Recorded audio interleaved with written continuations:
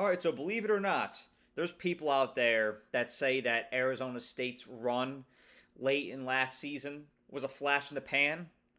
However, I did some digging, and I can assure you that that's not the case. If you're new here, please subscribe to The Air with Brian Gregoire. We'd love to have you on board here. We're building something special, brick by brick. And it's never too late to become a part of the Air community. So please subscribe. I really appreciate it. Today, I'm going to talk about one of my favorite up-and-coming programs, Arizona State, and why they're not going anywhere. And so one of my favorite stats at this time of year is returning production, because now the spring transfer portal window is closed. We know what these teams look like going into the season, and we can now accurately calculate returning production. Well, Arizona State's returning production is astounding. This team is tight-knit, and I firmly believe that the end result of the Peach Bowl against Texas left a sour taste on all these guys' mouths, and they just want one more shot at this thing together. It was a great run they went on, but they know that they're capable of more. Like, there's people out there that are like, oh, that Arizona State run was amazing. They should be proud, and they should be. But within the walls of that Arizona State program, they know that they're capable of more, and they know it wasn't a fluke why they were where they were last year. They're actually a really good team. So these guys decided to get together and run it back. Arizona State has a 79% returning production going into this season. That's good for second in the FBS, only behind Clemson, who has a mind-blowing 81%. Again, great culture, really putting together something special down there as well, but you're seeing it in Arizona State as well.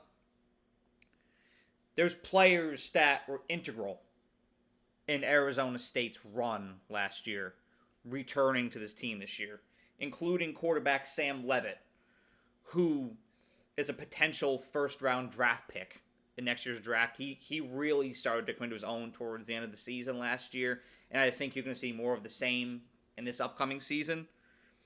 And you've got his best target, wide receiver Jordan Tyson, returning this year. He wants another run at it.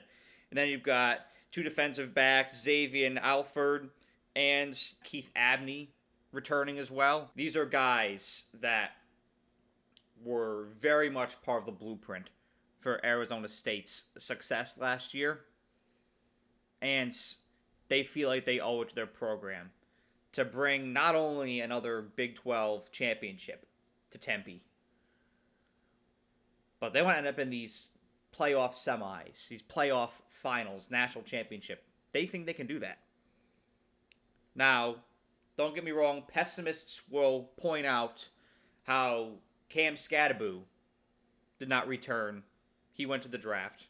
I acknowledge that, and that is a blow. Whenever you have a player who's that valuable, of course, it's going to be a gaping hole when they're not on the field the following year. Don't get me wrong. But there was an infrastructure built around Cam Scadaboo. There's an identity on that offensive side of the ball for Arizona State. He was a huge part of it, but don't get twisted. It's not all Cam Scadaboo. There's an infrastructure. There's an identity. There's a certain way that Arizona State plays on the offensive side of the ball that's going to sustain over these next several years. Now, on paper, I break down what that team looks like. Arizona State should be able to get it done, just looking at that surface level. However, I'm more concerned about what's under the hood when it comes to the Sun Devils this year. What is this team made of? Well, they have a head coach in Kenny Dillingham, who I say is the Dan Campbell of college football. He's fiery, he's authentic, he's a fantastic motivator. The guy's got no filter. I mean, you saw him on the field at the end of that BYU game. That's bullshit! That's fucking bullshit! That's bullshit!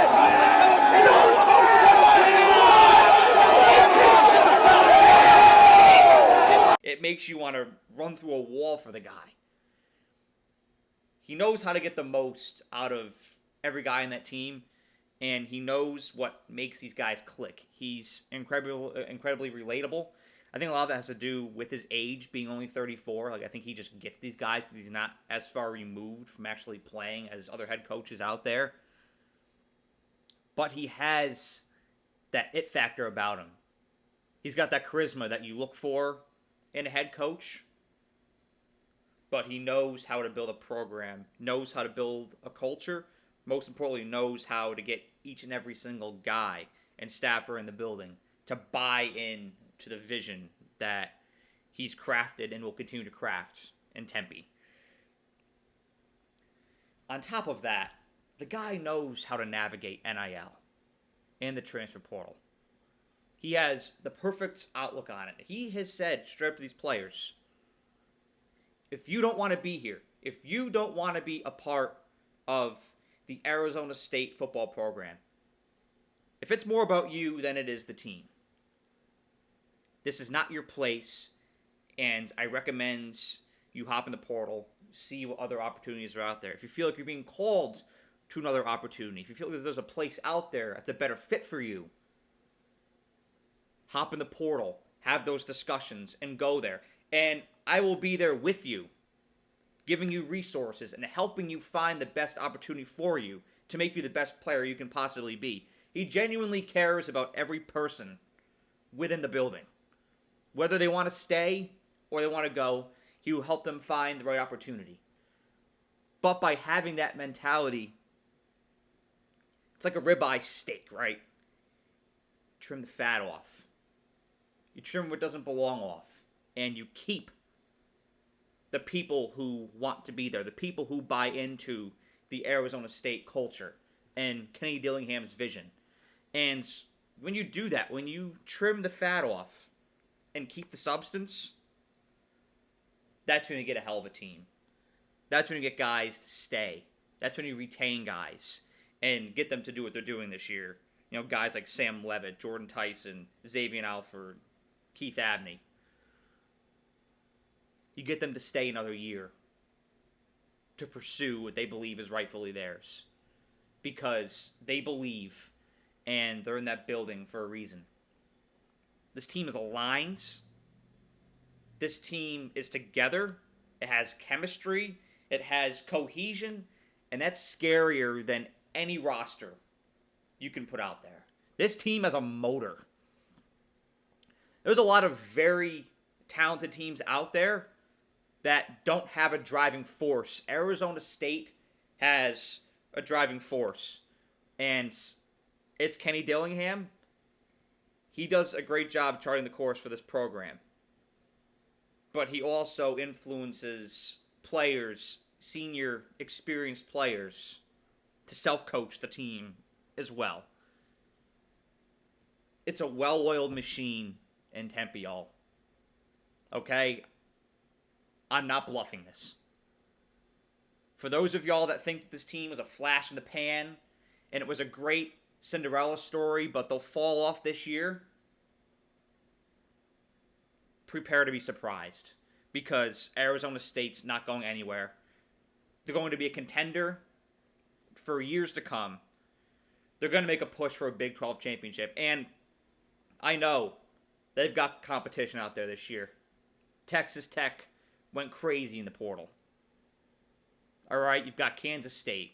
You've got Iowa State. You've got Baylor. You've got TCU. I know. You got BYU, Colorado. It's a dog-eat-dog conference. But Arizona State is built with the stuff, with the ingredients you need to not only traverse that uber-competitive conference, but mint that spots in the college football playoff and do something there. This team almost beat Texas a couple months ago, and I'm telling you, it's not by surprise. They belong in that field, and they think they can beat a team like Texas again this year. And it's that belief, it's that motor that separates the good teams from the great. Arizona State has that component. Buy-in is a powerful thing. And you know what? They have it. Let me know what y'all think about this take in the comment section below. Thank you all for watching. Have a great day.